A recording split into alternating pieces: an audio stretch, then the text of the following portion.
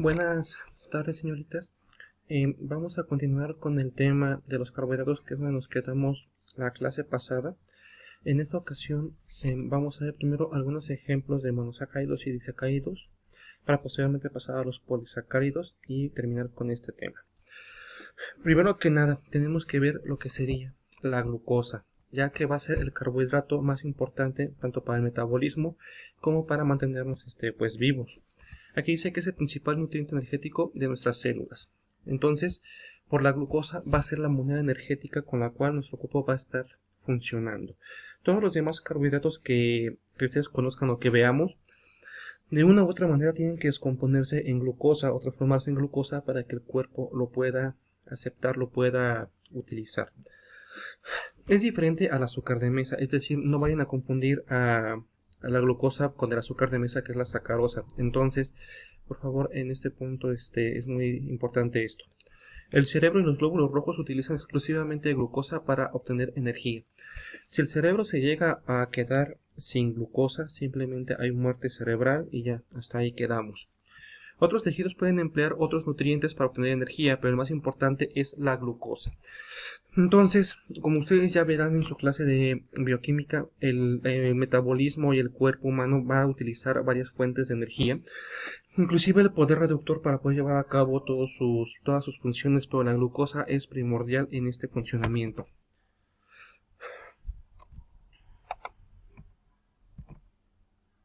La glucosa es un carbohidrato y es el azúcar simple más importante del metabolismo humano, ya vimos eso. La glucosa se llama un azúcar simple o monosacárido, es decir, es parte del grupo de los monosacáridos, porque es una de las unidades más pequeñas que tienen las características de esta clase de hidratos de carbono. Entonces, va a ser un carbohidrato muy sencillo, muy pequeño entre comillas, y por eso es tan sencillo que nuestro cuerpo lo pueda utilizar. A veces también lo pueden encontrar como dextrosa, más cuando son compuestos bastante grandes lo pueden encontrar con el nombre de dextrosa, pero lo más común es que lo utilicemos como glucosa. Aquí hay algunos ejemplos. El jarabe de maíz es principalmente glucosa.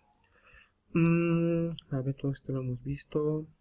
Bueno, aquí se encuentran las savia de las plantas, en el caso de las plantas obviamente, y en el torrente sanguíneo humano, donde se conoce como azúcar en la sangre. Esto es importante porque vamos a recordar que también tenemos que estar monitoreando cuánta, entre comillas, azúcar tenemos en la sangre, porque muy baja, una concentración muy baja, una concentración muy alta, acarrea problemas de salud.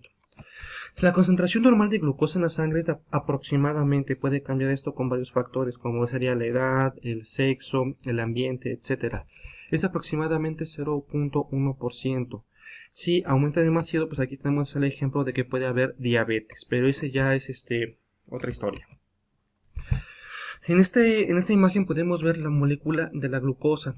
Como pueden ver, es una hexosa, es decir, tenemos 1, 2, 3, 4, 5 y 6 carbonos. Entonces, esta glucosa va a ser una hexosa, va a ser un monosacárido y también se puede unir a otros carbohidratos para formar otro tipo de carbohidratos, ya sean disacáridos, oligosacáridos o polisacáridos. En nuestra sangre siempre hay glucosa. Nuestro cuerpo tiene numerosos mecanismos destinados a que el nivel de glucosa en sangre no sea ni muy elevado ni muy bajo. Eso es muy parecido a lo que estaba, bueno, a lo mejor ustedes vieron el tema de buffers en lo que sería la sangre para lo del pH. Entonces esto es muy parecido.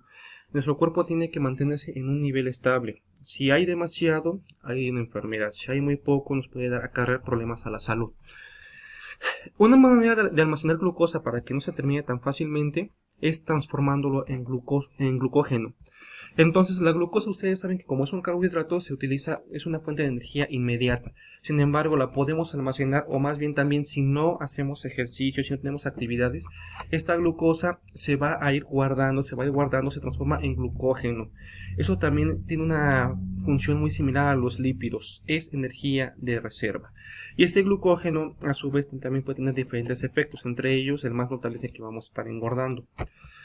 Este glucógeno se va a almacenar en el hígado principalmente y también en los músculos como fuente de energía. De hecho, este glucógeno también está asociado a lo que sean los calambres. Vamos con un disacárido, la sacarosa. La sacarosa es un disacárido digerible compuesto de glucosa y de fructosa. Entonces, ese es el azúcar común, la que mencionábamos hace rato. El azúcar de mesa está compuesta tanto de glucosa, pero también de fructosa. Es el endulcorante natural por excelencia en la alimentación humana, es decir, él es el azúcar de mesa o el azúcar blanco común. Generalmente se extrae ya sea de la caña o de la remolacha azucarera. La remolacha es una planta. Entonces, por ejemplo, en nuestro país más que nada va a ser de azúcar de caña con un 70% de la producción aquí en México. En otros lugares lo pueden sacar, por ejemplo, en Sudamérica, en algunos países se obtiene más de la remolacha. Es como si fuera un, como un betabel más o menos. Pero aquí en el país, más que nada se saca esta sacarosa de la caña de azúcar. Y aquí está precisamente la molécula de la sacarosa. Como podemos ver, aquí tenemos la glucosa y aquí tenemos la fructosa. Ahora, esta sacarosa se va a hidrolizar rápidamente en el intestino, entonces se va a dividir rápidamente tanto en glucosa como en fructosa. Se dividen estas dos moléculas. La glucosa de inmediato lo vamos a estar absorbiendo, por lo que va a elevar la glucemia de forma casi inmediata. Sin embargo, la fructosa tiene que pasar por otros procesos para poder ser metabolizado correctamente. Aquí dice que la fructosa que no sea captada por el hígado puede ser utilizada directamente por los músculos. Entonces también tenemos que ver que hay varias vías para ese tipo de moléculas de carbohidratos. Se utiliza en el momento, ya sea para el metabolismo, ya sea para el cerebro, ya sea para la sangre. Si no, se puede almacenar con ayuda del hígado. Y si no es de esta manera, entonces también puede pasar directamente a los músculos. Aquí nada más un pequeño paréntesis. La hidrólisis precisamente para comentarles que es cuando el agua está rompiendo moléculas. En este caso está rompiendo la sacarosa en fructosa y glucosa. Y la glucemia, que es la que mencioné hace rato, que dije que la glucosa de inmediato va a estar aumentando la glucemia, es la medida de concentración de la glucosa en la sangre. Entonces, cuando tenemos una glucemia, vamos a ponerlo alta, porque es que tenemos mucha glucosa en la sangre. Seguimos con otro disacárido, que es la maltosa, que también es llamada como azúcar de malta o simplemente malta. Aquí son dos moléculas de glucosa juntos. En grandes rasgos. Aquí está la imagen. La maltosa, recuerden, son dos moléculas de glucosa juntas. Ahora por hidrólisis, otra vez cuando el agua interviene, vamos a romper esa molécula y obtenemos dos moléculas de glucosa. Y ahí pues ya no hay mucho problema. De inmediato el metabolismo lo va a ocupar. ¿Dónde ocupamos también a esta maltosa? Generalmente lo podemos tener presente, por ejemplo, en alimentos infantiles. Como es un azúcar, un carbohidrato muy fácil de digerir, porque es casi pura glucosa, entonces esto es un buen edulcorante para los niños, por ejemplo, los niños pequeños. Además también está presente, por ejemplo, en la elaboración de cerveza por medio de las levaduras. De esta manera obtenemos propiamente dicho la cerveza. La lactosa suena como a leche, y precisamente porque es donde naturalmente lo vamos a estar encontrando. La lactosa es el conjunto de dos disacáridos, que sería la glucosa y la galactosa. Bueno, aquí un ejemplo. La leche materna va a contener 7.2% de lactosa, mientras que la leche de vaca 4.7%. ¿Por qué estoy poniendo esto? Para que se den cuenta que para nosotros, para los humanos, no va a ser lo mismo, o por lo menos para los bebés más bien, no va a ser lo mismo alimentarse de una leche comercial, si es que realmente es leche, porque a veces nada más son fórmulas lácteas, que estás alimentando de la leche de la madre. Entonces eso va a ser muy importante en la alimentación, sobre todo de los recién nacidos. Aquí otro paréntesis, dice que la glucosa se puede encontrar en varios tipos de alimentos, la glucosa. Sin embargo, la lactosa es la única fuente de galactosa. Entonces la galactosa, que es el otro azúcar que va a formar junto con la glucosa a la lactosa, únicamente lo vamos a encontrar en la leche. Aquí está nuestro ejemplo. Tenemos aquí la lactosa, tenemos aquí una enzima, que son las enzimas, lo vamos a ver en clases más adelante. Esta enzima va a romper, entre comillas, a la lactosa y se va a formar la galactosa y la glucosa. Y acuérdense, la glucosa siempre es la más importante porque es la que el metabolismo más fácilmente puede estar ocupando. Ahora, esta galactosa, ¿por qué estábamos diciendo aquí está? ¿Por qué estábamos diciendo que es importante? Porque tiene varias funciones biológicas. Por ejemplo, para la maduración del sistema inmunológico y también para la comunicación entre neuronas. Y también la galactosa va a ser importante para empezar a diferenciar las células sanguíneas en lo que conocemos como los grupos sanguíneos A, B, O. Ahora sí, vamos a pasar directamente a lo que serían los polisacáridos. Son carbohidratos complejos que tienen de 10 o más unidades, es decir, 10 o más monosacáridos, formando estructuras moleculares complejas, ya son más grandes, son más pesadas si lo quieren ver así. Algunos ejemplos importantes serían el almidón, el glucógeno y la celulosa. Cabe destacar que varios de esos polisacáridos no los vamos a poder estar absorbiendo ni utilizando de manera tan sencilla. Entonces, para nosotros, para los humanos, no cualquier tipo de polisacárido lo podemos aprovechar como energía. Dentro de los carbohidratos complejos se encuentran la fibra, que son componentes vegetales que no son digeridos por enzimas gastrointestinales, lo que yo les había comentado. Algunos ejemplos son la celulosa y la lignina. La celulosa la encontramos más que nada en las plantas y la lignina, por ejemplo, en la corteza de los árboles. Entonces, si ustedes comen plantas, comen una corteza, que espero que no hagan nunca. Eso, su metabolismo no lo va a poder aprovechar y así como entra, va a salir. Cuando ustedes comen, por ejemplo, las pepitas con cáscara, así como entran las cáscaras, van a salir. Ya saben ustedes cómo.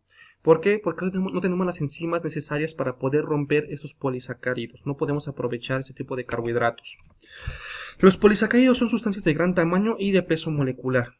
Son totalmente insolubles en agua, a diferencia de los monosacáridos, en la que pueden formar dispersiones coloidales. O sea, se va a ver mucho la diferencia. Si ponen un polisacárido en agua, se va a ver ahí la diferencia muy marcada. No tienen un sabor dulce. Por ejemplo, lo que decíamos, el almidón, si lo prueban, que no lo prueben por favor. El almidón, la lignina, todo ese tipo de polisacáridos, si lo prueban no son dulces. Inclusive pueden llegar a ser hasta amargos. Pueden ser cristalizados, mantienen el aspecto de sólido de color blanco y carecen de poder reductor. Bueno, nada más se los menciono para que vean el contraste con los monosacáridos, es decir, sus características sí van a estar cambiando. Siguen siendo carbohidratos, siguen teniendo funciones muy similares, pero algunas características van a cambiar por completo, como sería la forma, el tamaño, el sabor, poder reductor, el color, todo eso va a cambiar bastante. Ahora hay una clasificación de los polisacáridos, los homopolisacáridos y los heteropolisacáridos. Recuerden que homo significa igual y hetero significa diferente. Entonces los homopolisacáridos son carbohidratos formados por el mismo tipo de monosacáridos. Vamos a recordar que los polisacáridos se forman de la unión de varios monosacáridos. Entonces, si estos monosacáridos que están formando el polisacárido son exactamente iguales, o del mismo tipo por lo menos, se va a llamar homopolisacáridos. Por ejemplo, no sé si exista, pero vamos a suponer que juntamos 10 moléculas de glucosa, o 20 o 100 moléculas de glucosa. Eso sería un homopolisacárido. Un heteropolisacárido es lo contrario, cuando tenemos varios tipos diferentes de monómeros o de monosacáridos. Por ejemplo, si tenemos un polisacárido hecho de glucosa, de fructosa, de galactosa, de un montón de tipos de disacáridos y monosacáridos que son de diferentes tipos, entonces eso va a ser un heteropolisacárido. Espero que se haya entendido esta parte. Y finalmente tenemos aquí una imagen que muestra la clasificación. Aquí están los homopolisacáridos y los heteropolisacáridos. Los homopolisacáridos a su vez se van a clasificar en reserva, es decir, que es energía de reserva. Aquí están algunos ejemplos: almidón, glucógeno, dextrano, inulina. Aquí el más importante de esta imagen es el glucógeno. Vamos a recordar que el glucógeno es cómo se almacena la glucosa en nuestro cuerpo para que después poder utilizarlo. ¿Se acuerdan que estábamos diciendo que en el hígado se está almacenando la glucosa? Y lo que decíamos, si se junta mucha glucosa, es un solo tipo de azúcar, es un homopolisacárido. O estructurales, es decir, esos homopolisacáridos los vamos a estar ocupando para formar estructuras, por ejemplo la celulosa para las plantas. Y finalmente los heteropolisacáridos, su clasificación es si contienen nitrógeno o no, por eso son no nitrogenados o nitrogenados. Y aquí están algunos ejemplos. Muy bien, entonces con este estaríamos terminando a muy grandes rasgos el tema de carbohidratos. Para pasar después de la siguiente clase, bueno, entre 2 semanas, vamos a pasar ya a proteínas. Les quiero recordar que la semana que viene va a ser su examen. Hasta este tema llegaría su examen, va a ser bastante sencillo. Cualquier duda, por favor, háganmela saber. Entonces, estoy a sus órdenes. Cualquier cosa, aquí nos vemos. Muchas gracias.